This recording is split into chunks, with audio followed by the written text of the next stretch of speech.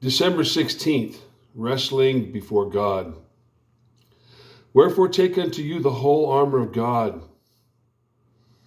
praying always. Ephesians 6:13 and 18. You have to wrestle against the things that prevent you from getting to God, and you wrestle in prayer for other souls. But never say that you wrestle with God in prayer. It is scripturally untrue. If you do wrestle with God, you will be crippled all the rest of your life. If, when God comes in some way you do not want, you take hold of him as Jacob did and wrestle with him, you compel him to put you out of joint. Don't be a Hirpler in God's eyes, but be one who wrestles before God with things, becoming more than conqueror through him. Becoming more than conqueror through him.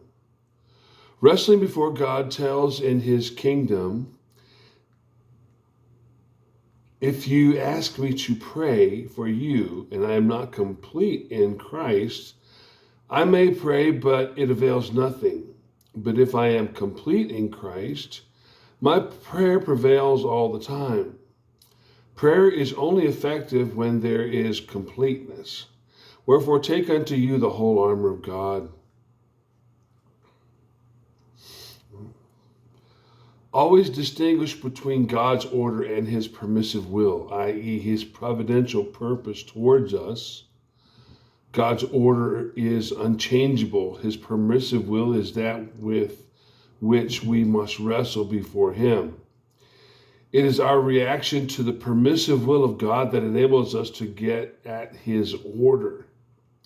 All things work together for good to them that love God, to those who remain true to God's order, to his calling in Christ Jesus.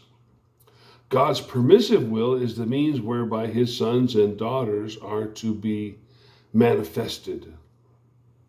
We are not to be like jellyfish saying, if it's the Lord's will. We have not to put up a fight before God, not wrestle with God, but to wrestle before God with things.